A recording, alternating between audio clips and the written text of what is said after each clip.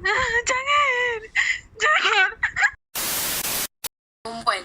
Kalau kau panggil tu cikgu, siap kau Cakap dia buat apa? Engkau kena kau hati aku lah. Engkau kat sini tau. Tak pernah ajar awak berperangai macam ni.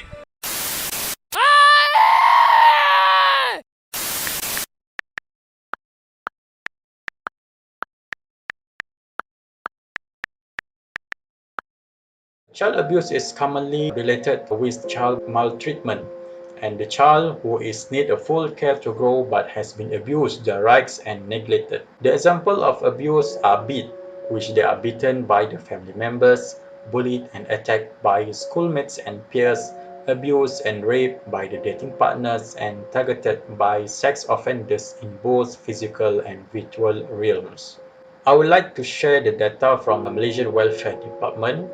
In 2008, one-third of Malaysians is a child. An average of 7 children in Malaysia was reported to be victims of child abuse each day.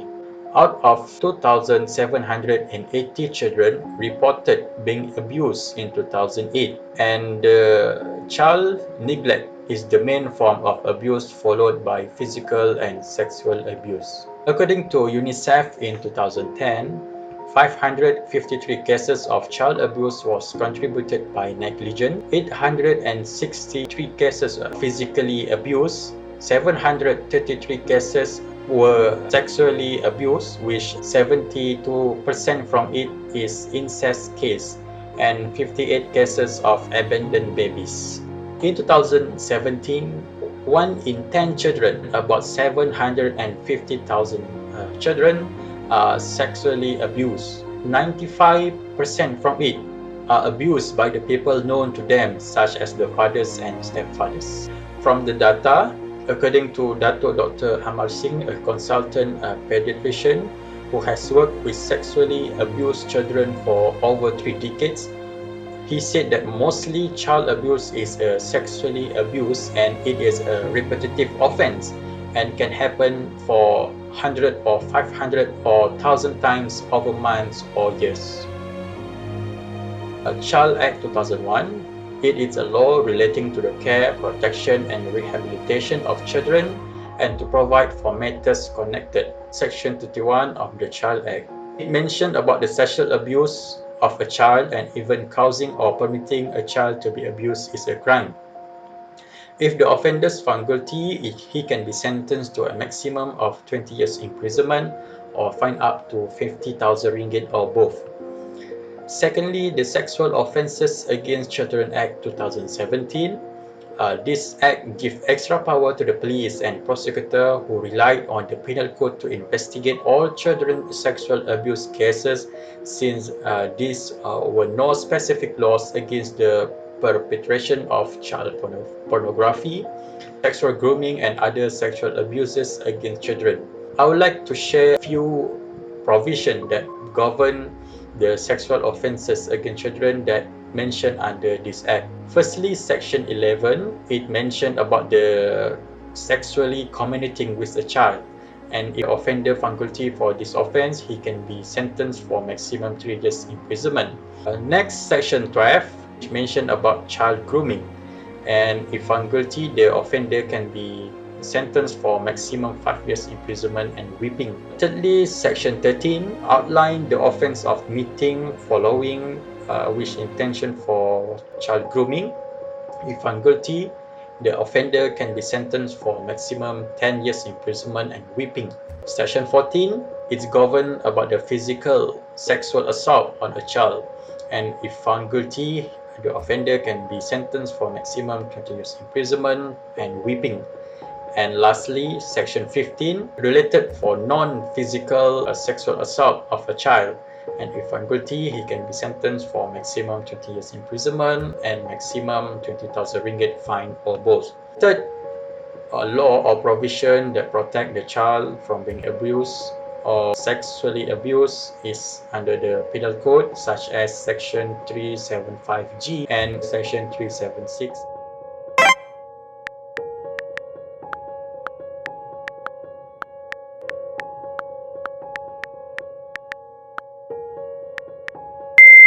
Do you know What is abuse?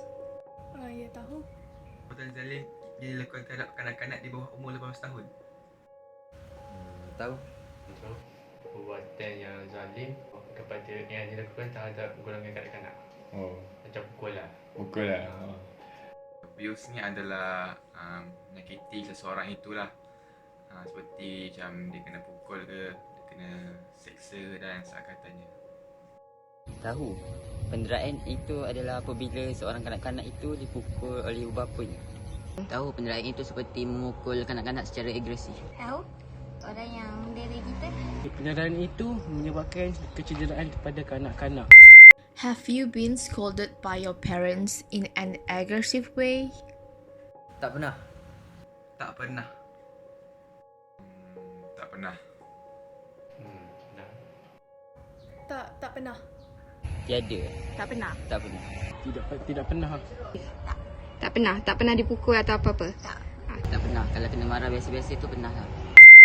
Have you been abused by someone? Setakat ni tak pernah lagi lah. Tak pernah. Tak pernah. Tak pernah juga. Tak pernah.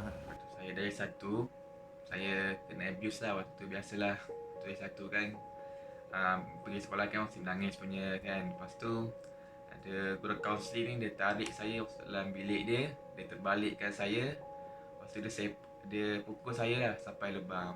Lepas tu saya ni lah, saya menangis beronta. Itu saja. Tidak pernah. Tidak pernah. Tidak pernah lagi setakat ini. What is the first thing you will do if you are being abused? Saya rasa saya takut, tapi saya bagi tahu kat mak ayah saya. Menangis. Tidak tahu. Saya akan lari lah. Memberi tahu kepada orang yang terdekat lah. Mempertahankan diri dengan cara kita pukul balik. Perkara pertama selalunya bagi tahu cikgu dulu kot. Cikgu ataupun mak bapak. Contohnya saya ni seorang yang pemalu dan saya akan berdiam diri sahajalah. Mesti mungkin saya akan lawan balik lah. Oh, boleh pertahankan diri lah. Oh. Do you know how and where to get help if you are being abused? Ya. Mesti mungkin saya akan lari dulu. Saya pergi ke tempat orang ramai. Lepas tu kalau saya bawa phone, mungkin saya akan call mak ayah saya dulu.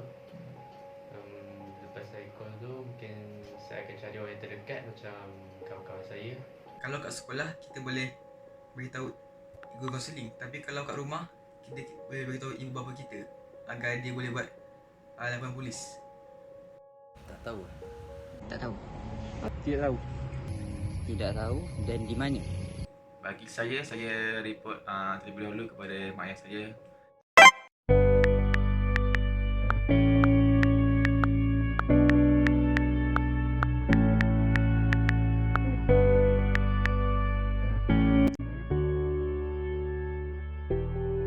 Adik umur 14 kan?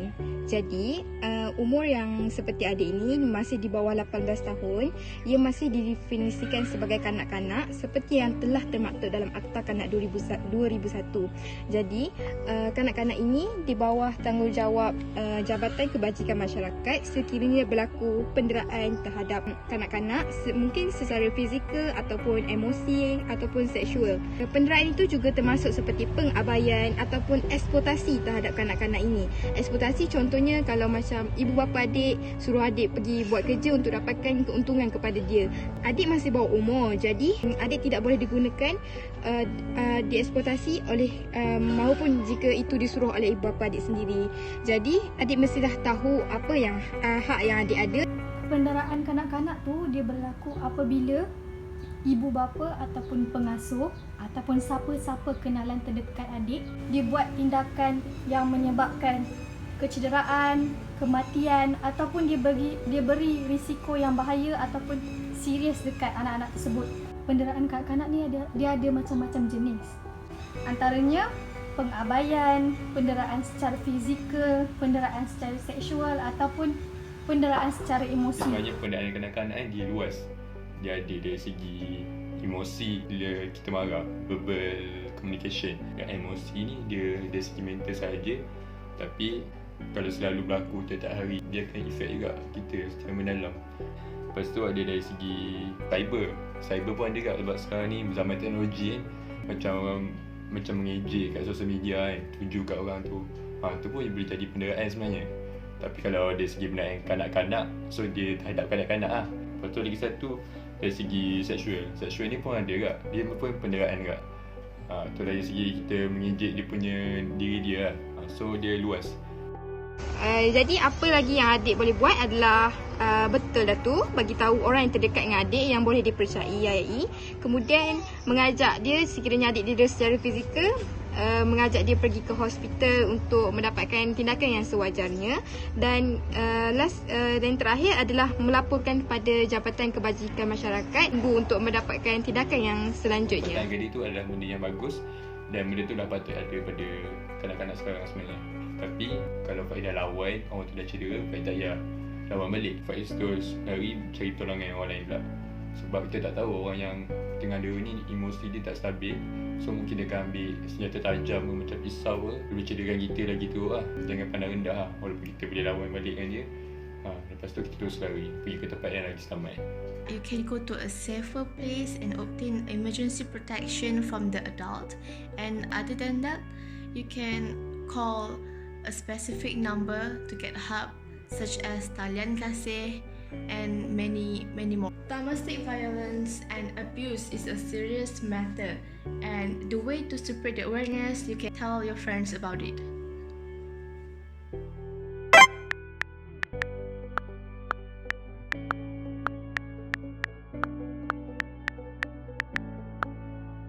Firstly, we propose that the society or the close party to the victim must be the eyes for them and must be the ears to them. Society or the people who are close victim must support the children, because the victim are beaten by the family.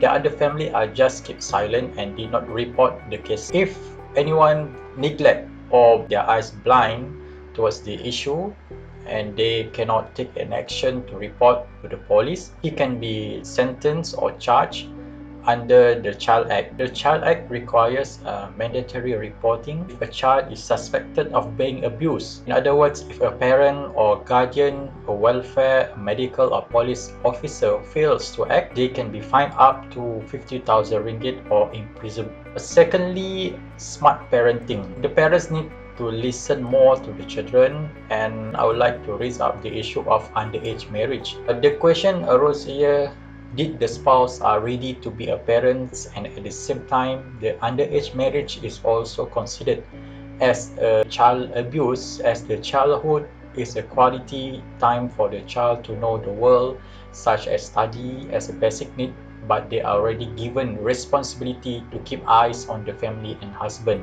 which is not relevant in current situation. Only people's attitude and behaviors need to be changed. The latest issue about rape, which is a rape trade is a joke. Violence mainly happens at home, schools, educational institutes, community settings and care centers. When the society in large did not take serious the issue of sexual offences or the issue of child abuse, how can the victims, such as the children in our discussion, feel secure to report when the society are not taking serious about the issue? So we must go for the child-friendly society, and the people have to be the eyes and the ears to the society. In my humble opinion, Esulam project gives us the chance to engage with the society. Therefore, it helps us in boosting our communication skills and also helps us encounter several problems. Maybe before this, we are too scared and don't have any courage to talk with the society, with the other people. But through the Esulam project, we know the ways how to approach them in efficient communication to make them agree in doing the interviews regarding the issue that we presented. In my opinion, through Sulam, my group mates and I get to work as a team in order to produce such findings about child abuse in Malaysia. We get to gain and obtain academic knowledge and skills, interpersonal skills, and boost our self-confidence, long life learning like we get the ability to do thorough research. Other than that, since Esulam made us to work as a team, we get to distribute the tasks and works accordingly so that the progress to do the Esulam activities are smooth. Also, we gain important experience working with diverse members to reach the communities, especially our targets are children. Therefore, we learn more about how service learning can be used to connect classroom learning with societal issues. My name is Nur Atika. In my personal view on Esulam, it made us to create a medium to approach the community so we can try to help them, we can pass the information to them. As we are in pandemic, we cannot really make a program, we cannot be together, but at least we can create a video to make information and pass to them and convey the message. As our title is about abuse, so we provide ways for them to get help. You may believe in a comfortable and happy house, but there are people out there who lives in unfortunate surroundings. So they can watch this video anytime and get help. My opinion about the Esulam project, first of all, it can benefit the both side, which is us as the law student and also the society, because we can deliver our message, we can apply our law to the society, and the society will benefit them also. And in my personal opinion, it can improve my social skill to engage with the society. We all know that Esulam project, we must engage with society and we must know the effective way to communicate with them. As for example, in my project, we deal with the children, which is totally different age from us. So we must know the effective way to deliver our message, which is to give awareness to them. And same goes to the other project. Sometimes we want to deal with adult, sometimes they have ego, so we need to know how to deliver the message to them. And last but not least, I think the Esulam project is not less excitement rather than face-to-face, because we all know that pandemic hit us really hard, and of course the Esulam project itself we need to do online. So let's hope for the betterment in future, because I believe that when Esulam can be executed face-to-face, it will be more beneficial, more effective. So let's hope that there will be no more Esulam in the future and there will be only Esulam. So I think that's all for me. Thank you so much. Overall, I want to say that this project or Esulam project had teach me a lot, especially in the teamwork, as this project requires a good and strong teamwork. Is it because of we can a hard task or hard thing can be easier when we are in a team. Besides, I also want to say that this project would be interesting if we can do it physically. We can meet each other face to face, but now everything need to be done online, so it's quite stressful, but we have to accept this new norm. Lastly, I would like to thank to all my teammates for your hard work throughout this project, and I would like also want to thank Madam Asia for assisting us throughout this project. Thank you. Now we move to the outcome. So out of 10 children, all know that child abuse is only based on physical. Then only one know that they have been mentally abused by his parents. Third, 10 agreed that scolding by parents affect their mental health. Then only a child has been physically abused. And fifth, 6 know what to do if they are being abused, mostly by self-defense and by telling their parents and teachers. And finally, 4 did not know how to find help if they are being abused. So in conclusion, we need to spread the awareness of child abuse among children because they are still lack of knowledge. Because based on our interview, all of the children only know that child abuse is only based on physical. In fact, there is also non-physical child abuse, such as mental abuse. Then, parents also need to be educated and educate their children about child abuse to be aware of what they do to their children. Scolding our children is not normal because it can affect their mental health. Last but not least, let us educate each other to stop child abuse because only with knowledge and awareness people will change.